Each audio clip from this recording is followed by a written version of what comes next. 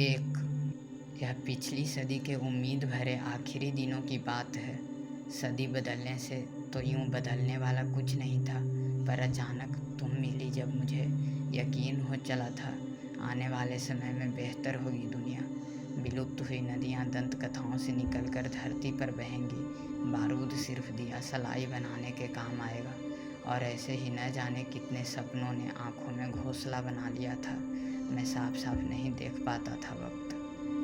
2 तुम किसी आदिम प्यास के स्वप्न में मेरे भीतर की भावड़ी तक अनजाने ही आ गई थी। वहाँ इतना निथरा था जल, यकीनन उसमें तुम रूप अपना ही देख मुग्ध हुई, वरना पास तुम्हारे वहाँ आने और बैठ जाने की वाजिब कोई वजह मौजूद नहीं थी। तुम्हारा आना इतना अप्रत्याशित था, मैं नहीं जानता था किस नाम से पुकारूं तुम्हें। तुम्हारी गंध को पहले पहल मैंने खुशनुमा जंगल की देन समझा।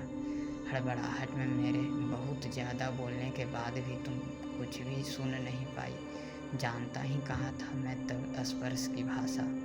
3 अपने लिए हल्की तरफदारी के साथ ही सही आज भी याद है मुझे सब।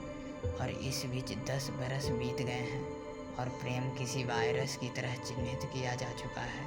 बचाव के लिए हम सभी खुद को स्मृतिहीन बना रहे हैं कि कहीं दर्ज न होने पाए कांपते हुए पल के थमे हुए रंग। कोई ऐसी ध्वनि जो गूंजती रहे ताउम्र और काया से परे का कोई स्पर्श। बाकी सब भी मिटाए जाने की सहूलियत के साथ कुछ गीगाबाइट मेमोरी के हवाले रहे। सभी बदल रहे हैं लगातार, प्रेम नहीं।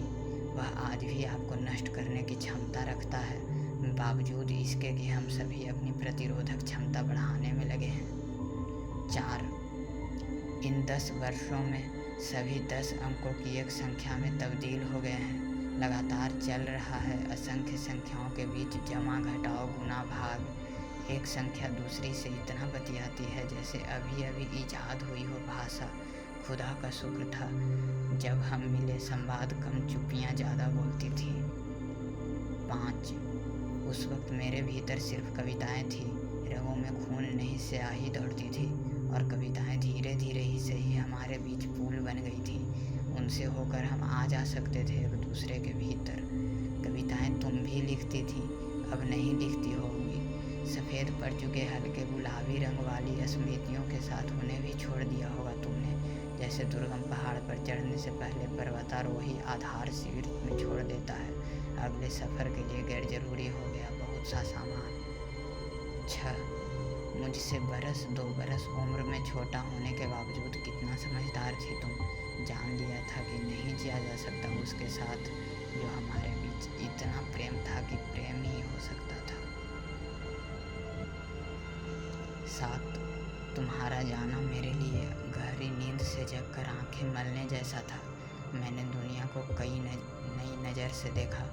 इन 10 वर्षों में कठिन अभ्यास से अर्जित की है मैंने सामने घटित हुए को न देख पाने की दृष्टि, सिर्फ उन आवाज़ों को पहचानने का हुनर में जो मेरे पक्ष में है या जिन्हें मेरे पक्ष में किया जा सकता है, और भाषा का वह तिलस्मी जिससे अपनी आत्मा के सिवा सभी को छला जा सकता है।